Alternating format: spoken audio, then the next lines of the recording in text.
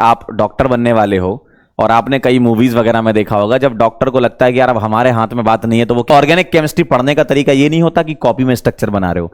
Organic chemistry पढ़ने का तरीका होता है बहुत बेहतरीन। एक आपको मार्कर लेना है जो कि रफ हो जाए, और घर में जहां भी आपको जगह मिले लिखने की, लिखना चालू कर दो। अपने आप सीख जाओगे भाई, चीजों को रिकॉल करो और लिखना चालू कर दो। एक ऐसा मार्कर होना चाहिए जो मिट जाए, परमानेंट मत लेना, नहीं तो मम्मी तुम्हें बहुत मारेंगी है ना, पिताजी चमका देंगे तुमको। ऐसा लो जो मिट जाए। तो जो भी मिरर है जहां तुम खड़े होते हो, अपने आप को देखते हो और समझते हो कि नहीं हम बहुत स्मार्ट है, बस उसी मिरर पे तुमको लिखना है, उसी मिरर पे तुमको लिखना है, या जमीन पे आपको लिखना है, कहीं भी लिखो लेकिन लिखो, है ना। जमीन पे जगह टाइल्स वाइल्स हैं, मार्कर उठाया, बनाना स्ट्रक्चर बनाना चालू कर दिए।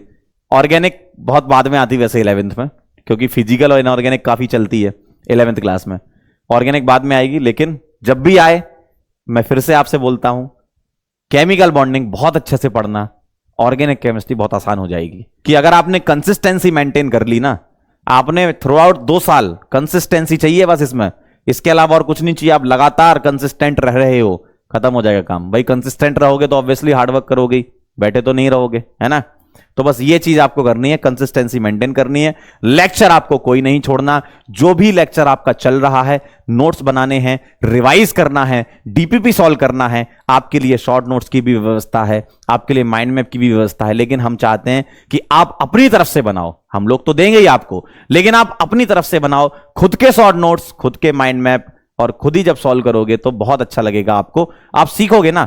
आपका मेन मोटिव क्या होना चाहिए? सीखना है ना आपको, सवाल बनाना है ना आपको, एग्जाम में नंबर लाना है ना आपको, तो मेहनत भी आपको ही करनी पड़ेगी। ठीक है, हम लोग भी आपके साथ हैं, जितना सपोर्ट हो सकता है हम अपनी तरफ से करेंगे आपको।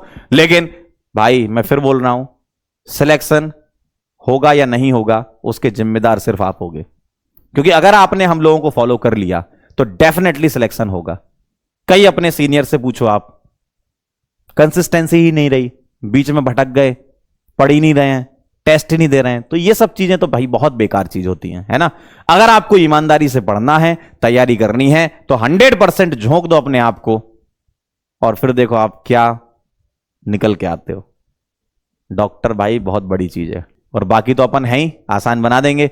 एकदम मजे से पढ़ेंगे, जोरदार तरीके से पढ़ेंगे, 11th भी पढ़ेंगे, 12th भी पढ़ेंगे, डॉक्टर बनेंगे।